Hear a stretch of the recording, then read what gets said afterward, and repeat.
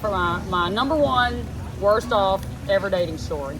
So this was back in 2017, November of 2017. Newly broken up with. This is my first date after a breakup. Thanks, Mike. Love you though. So newly first date after a breakup. I had a little tiny little BMW convertible at the time, and the guy asked me out in Austin, Texas.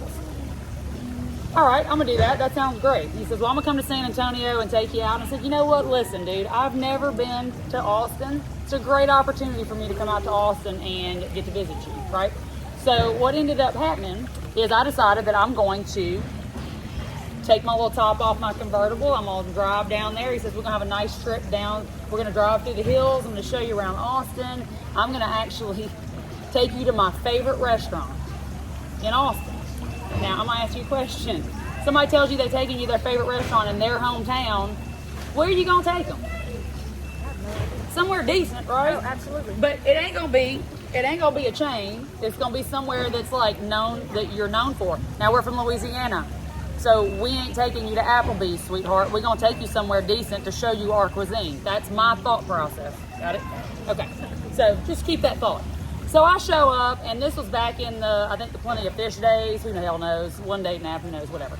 So I go and I meet where I'm supposed to meet old boy. And when he rolls up, I kid you not, he was easily 20 years older than what he said. And I'm gonna give you a picture to explain what he looked like. Now it don't matter to me what looks necessarily, but imagine 80s seedy lawyer with the combed hair and the curls in the back with the big belt buckle and the boots. Okay, this is the guy that rolls up 20 years older than he tells me. So he's probably, I'm in my 30s at the time, he's probably 65, 70 on a good day. Okay, so when he rolls up, I'm like, oh Lord, here we go. But I'm already in Austin, and you know what? I'm down to meet him. I came here, I said I would, let's roll. So he asked me where my car is. I tell him where it's parked and what I'm gonna be doing. He legit says, well, you're gonna have to slum it in mine. Now, old boy's slumming in mine was an SLC 500, brand new, Mercedes, with the convertible top. So it wasn't like we were slumming nothing. So I'm like, oh, really? Okay. So he takes the top off. We're driving down the hill country. It's absolutely beautiful. The music's fabulous. We're having a good time. And I'm thinking, okay, cool. This is actually not too bad. He's a little creepy, but, you know, he's making up for it with personality. So I'll be all right with this. So at this point, we pull up at the restaurant. Now, y'all, listen, I'm going to tell you something. I really don't care where I go to dinner. I don't care where we attend. I don't care if you made sandwiches and we have a picnic lunch at the park and that's all you can afford. Your boy pulls up to P.F. Chang's. He brought me to P.F. Chang's, and I'm like, you know, I could have got this at the mall. I didn't have to come on a date to get P.F. Chang's. I didn't have to be all the way out here for P.F. Chang's, right? So we get there, and we walk in the door, and as soon as we walk in, we go to the bar, and he said, hey, listen, I'm going to go wash my hands. Not a problem. I get it. You're driving. So I sit down at the bar. The bartender brings me a glass of water, and I said, hey, listen, I have a date. Can you please bring him a glass as well? Girl, I kid you not. He rolls back up. He comes in, and he says, I see how this date's gonna go. Can't even bother to order me a water. And I went, whoa, time out, boss. She only saw me. We're sitting at the bar. I asked her to bring you one. So about that time, here comes the water. And he goes, oh, I'm really sorry about that. I said, yeah, it's fine. Don't worry about it. Well, then he asked me, do I drink? He said, I want to get something else to drink. And I said, well, listen, I don't drink alcohol, but you're welcome to partake if you'd like. He goes, well, why don't you drink? This is where it gets odd. If it didn't already get odd. This is where it gets odd. Well, I have epilepsy. Oh, my cat has epilepsy. And that was not even my reaction. I just kind of went, huh. And he went, it's not funny. She's really sick. Oh. And I went, well, I'm sorry to hear that. I mean, I didn't mean to laugh, but, I was kind of taken aback by you comparing me to your cat about our epilepsy problems, but it's cool. It's fine. He goes, are you on phenobarbital? That's what she takes. She takes phenobarbital for her seizures. And I'm like, am I really comparing myself to this man's Himalayan? No, I don't think so, but that's fine. We're going to work on this. So quickly I try to change the subject, right? Because I'm not trying to talk about epilepsy and cats. So I said, well, so do you have any family that lives around here? And he says, no, I'm an only child. I'm like, oh, okay. What about your parents? They're dead. Okay. I don't know where to go with this. I have no conversation starters that I can really think about. Now, I'm a car girl, and I love cars. I always have. I've watched Barrett Jackson since I was 8 years old. So I was like, well, that little Tinker toy you got out front, is that your toy? And he goes, oh, no, I have an SUV. That's what I use for my groceries. And I said, oh, okay, cool. He goes, this isn't my toy. And I went, oh, cool. I got something I can talk about now. I said, well, what's the toy? He said, well, I just bought a Ferrari 458. Okay, now I'm good. I can talk with you. All right, so what color is it? Tell me a little bit about the car. What made you get it? Oh, I replace it every 2 years, and he's telling me his whole shebang. I'm like, all right, clearly he's proud of his Ferrari. Great. But I'm thinking, you know what? I'd really love to see the car because I'm just that person. Plus, I'm one of those weirdos that I got to see something play out. I can't just walk out. I'll give it a shot until the end, and then I'll go, yeah, it just really wasn't for me. So we have dinner at P.F. Chang's, and we finish up dinner at 5:30. So clearly, old boy's asking for the early bird special. That's all I can consider at this point. So I'm like, all right, now what? He goes, well, you want to come over and we can watch a movie and, you can come see the car. I tell you what, let me go get my car first so I'm not stuck, at least. I'm not that stupid, y'all. I'm not that stupid.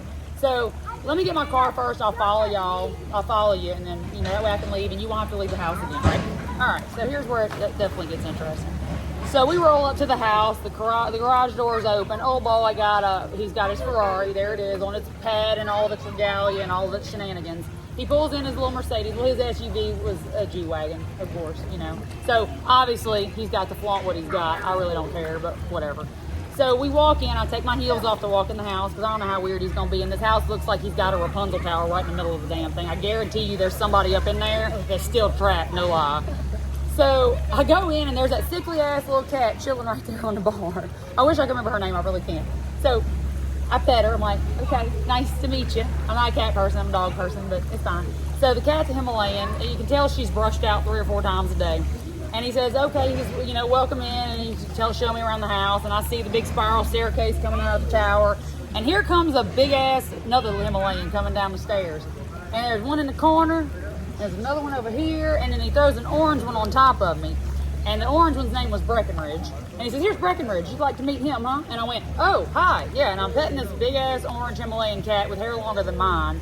And I'm like, hi, Breckenridge. It's nice to meet you. And he goes, do you mind if I change clothes? No, go for it. It's your house. Who cares? Go for it. So he goes off into the bedroom. I'm up to 5 cats, counting.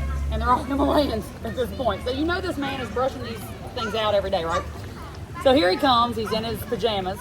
He's got his sweatpants on and his t-shirt. And he walks up to me. Girl, I kid you not, the man hands me a toothbrush. No way. And he says, I'm sure you'd like to brush your teeth. No way. Yeah. So what do you think I did? No, I have no idea. I brushed my teeth. It's kind of like a mint, right? If they tell you need a mint, you take a mint. So I was like, okay. So I take this toothbrush like a dumbass, and I follow him into the bedroom, and I go to his bathroom with 40 billion bottles of cologne, and you name it, is all in there. And we're standing at the toilet, at the sink, the dual sinks, brushing our teeth together like we own the place. I'm like, what is happening right now? I'm kind of confused.